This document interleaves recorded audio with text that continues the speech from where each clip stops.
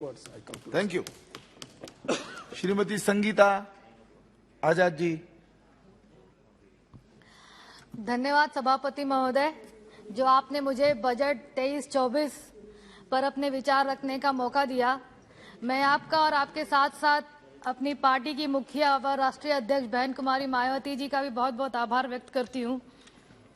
Budget 23-24 के लिए हमारी पार्टी की मुखिया ने कहा है कि देश में पहले भी इस तरह के बजट आते जाते रहे हैं। केंद्र सरकार के बजट जिसमें घोषणाओं, वादों, दावों और उम्मीदों की बरसात की जाती रही है, किंतु वे सब बेईमानी हो गए। जब भारत का मध्यम वर्ग महंगाई, गरीबी, बेरोजगारी और कोविड के चलते लोअर मिडिल क्लास बन गया। यह बजट भी पिछले वित्तीय वर्षों से कुछ ज्यादा अलग नहीं है। सरकारें अपने पिछले साल की कमियों को नहीं बताती हैं, उन कमियों के स्थान पर नए वादों की झड़ी लगा देती हैं। सच्चाई यह है कि 100 करोड़ से अधिक जनता का जीवन हमेशा ही दांव पर लगा रहता है, जैसे कि इसके पूर्व के बजट के अभिभाषणों में था। यह बजट भी मुंगेरी लाल के हसीन सपनों के बजट की तरह ही है। महोदय, बजट में हर वर्ग के लोगों को लुभाने की कोशिश की गई है। जहां 5 लाख का इनकम टैक्स स्लैब को बढ़ाकर 7 लाख कर दिया गया है, इसमें हर मध्यम परिवार को बहुत मदद मिलेगी। वहीं नई टैक्स रेजिम और पुरानी टैक्स रेजिम में लोगों के बीच असमंजस की स्थिति पैदा कर दी है कि किस टैक्स रेजिम में जनता को अधिक से अधिक फायदा होगा। महोदय, आपके माध्यम से मैं माननीय वित्त मंत्री जी से अनुरोध करूंगी कि इस अपने अभिभाषण में इस टैक्स रेजिम को अवश्य स्पष्ट करें। मनरेगा जैसे महत्वपूर्ण योजना के बजट में 13,000 करोड़ की कटौती की गई है। हम सभी को ज्ञात है कि ग्रामीण अंचलों में मनरेगा के तहत कार्य करने वाले मजदूर अधिकांश अनुसूचित जाति, जनजाति और पिछड़े वर्ग से आते हैं और इस योजना से संचालन से ग्रामीण में पलायन भी रुका है, साथ ही साथ रोजगार के सृजन भी प्राप्त हुए हैं। उत्तर प्रदेश में प्रधान संघ के सभी लोग आंदोलित हैं कि उनका समय से भुगतान नहीं हो पा रहा है और जो भी कर्मचारी ग्राम पंचायतों के लिए नियुक्त किए गए हैं, उनका वेतन भी वो अपने जेब से दे रहे हैं। महोदय, वित्तीय वर्ष 23-24 में सरकार द्वारा एकलव्य मॉडल आवासीय विद्यालयों के विकास के लिए 3,943 करोड़ रुपए की वृद्धि की गई है। यह एक सराहनीय कदम है, लेकिन अनुसूचित जाति, ओबीसी और ईडब्ल्यूएस के छात्रों को भी इसी तरह के कोचिंग सेंटर और छात्रावासों की जरूरत है। खास तौर पे मेरे जनपद आजमगढ़ में, जहां कई एकड़ की सरकारी जमीन अब भी खाली पड़ी है। मेरी सरकार से मांग है कि आजमगढ़ जनपद एक मंडल है जहां अभी महाराजा सुहेलदेव विश्वविद्यालय संचालन में आया है, जिसके चलते कई जिलों के छात्र यहाँ पठन पाठन करने आते हैं। इन छात्रों के लिए भी इसी तरह के कोचिंग सेंटर और छात्रावास बनाए जाएं। महोदय, बजट में आकांक्षी जिले और ब्लॉक कार्यक्रम की सफलता को सरकार स्वास्थ्य, पोषण, शिक्षा, कृषि, जल संसाधन, वित्तीय समावेशन तथा अन्य हेतु 500 ब्लॉकों का चयन करने के कार्यक्रम शुरू करने जा रही है। मैं चाहती हूं कि हमारे जनपद आजमगढ़ के समस्त ब्लॉकों को इस योजना में शामिल किया जाए। महोदय, आजमगढ़ में महाविकास की योजना की रूपरेखा अभी तक तैयार नहीं है, जिसके कारण से भूमि आवंटन नहीं हो पाया है। कौन सा ग्रीन लैंड है, कौन सी औद्योगिक भूमि है, कहाँ पार्क है, कहाँ क्रीड़ा स्थल है, कहाँ सरकारी जमीन है, कहाँ वनीकरण है, कहाँ सीवेज का प्लान है, इसका कोई मास्टर प्लान अभी तक तैयार नहीं है। एडीए ने वर्ष 2031 के लिए महायोजना का मास्टर प्लान बनाकर 2021 में शासन को भेजा है, लेकिन अभी तक इसकी स्वीकृति नहीं मिल पाई है। अमीर गरीब अपने आशियाने का सपना संजोए उस प्लान को लागू करने का इंतजार कर रहे हैं। औद्योगिक भूमि अलग नहीं होने के कारण कारपोरेट समूह और बड़े ब्रांड की कंपनियां जनपद में अपना रुख नहीं कर रही हैं, इसलिए यहाँ विकास और रोजगार पूरी तरह से ठप है। आजमगढ़ चारों तरफ से तमसा और घाघरा नदियों से घिरा हुआ है। हर साल बाढ़ से सैकड़ों गांवों में जान माल का नुकसान होता रहता है। मेरी सरकार से मांग है कि रिवर फ्रंट बनाकर नदियों पर बाढ़ का नियंत्रण कर सके। और अभी हाल में ही माननीय प्रधानमंत्री जी ने गंगा नदी पर कमर्शियल क्रूज का उद्घाटन किया है।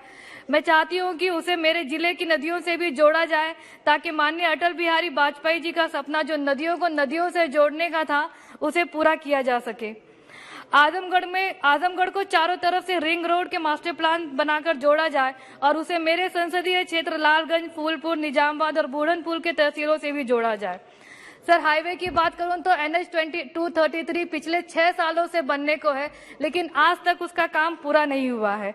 PMJSY की सड़कों की बात करूं तो सत्र खत्म होने को है, लेकिन सिर्फ 50% काम ही इस पर हो पाया है। सर इन सरकारी योजनाओं पर भी सरकार को ध्यान देना चाहिए और इसको जल्द से जल्द पूरा कराना चाहिए। हर घर नल योजना जो सरकार ने अभी बात कही है, सिर्फ 30% अभी तक सर्वे हुआ है, बनने तो दूर की बात है। आजमगढ़ में डोमेस्टिक इंडस्ट्रियल कॉरिडोर घरेलू औद्योगिक गलियारे की स्थापना की जाए।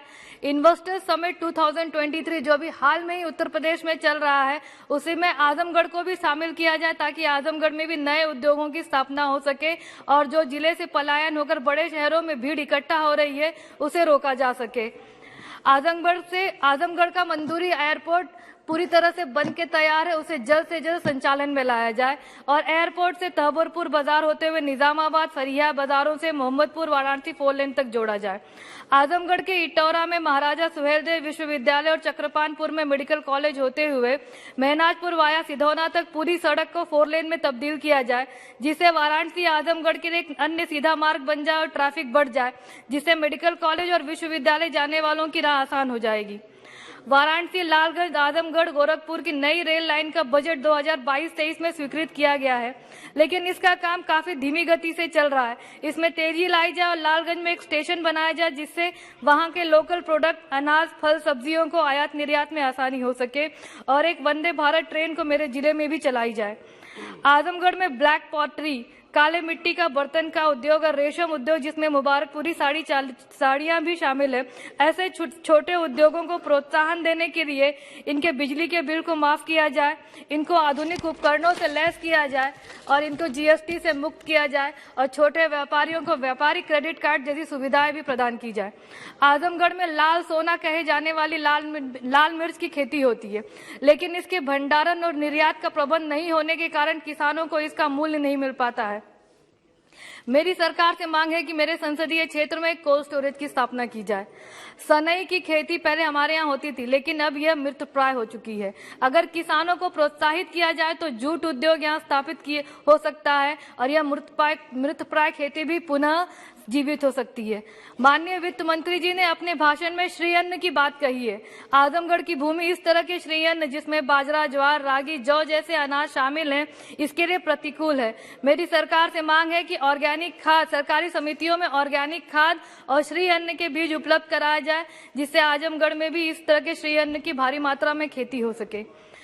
आजमगढ़ में मत्स्य संपदा योजना के तहत जैसे कि मैंने पहले ही कहा कि नदी तालाब का जाल बिछा है, इसको भी प्रोत्साहन करने के लिए वहां के उद्यमियों को इसका प्रोत्साहन किया जाए। जैसा कि मैंने पहले कहा कि आजमगढ़ चारों तरफ से नदियों से घिरा है, गांवों को जोड़ने के लिए नदियों पर पुल बनाकर एक्सप्रेसवे और 4 लेन से जोड़ा जाए। सब 2 मिनट महोदय, मेरे संसदीय क्षेत्र से मात्र 40 किलोमीटर दूर प्रधानमंत्री जी का क्षेत्र है और दूसरी तरफ माननीय मुख्यमंत्री जी का क्षेत्र है। आजमगढ़ बीच में होने के कारण पूर्वांचल का दिल कह सकते हैं। यह दोनों क्षेत्र से बड़ा जिला है जिसका विकास पूरी तरीके से अधूरा है। अमृतकाल का यह समय और यह बजट लोगों के उत्सव मनाने वाला है, लेकिन अगर आजमगढ़ को इसमें स्पेशल पैकेज दे दिया जाएगा तो आजमगढ़ के लोग भी इस अमृतकाल का उत्सव मना पाएंगे। और अभी हमने देखा कि राष्ट्रपति अभिभाषण में पक्ष और विपक्ष दोनों एक दूसरे पर आरोप लगा रहे थे। मैं 2 लाइन कहना चाहूंगी कि तू इधर उधर की बात न कर, तू इधर उधर की बात न कर, ये बता कि काफिला कैसे लुटा। मुझे रहजनों से गिला तो है पर तेरी रहबरी का सवाल है।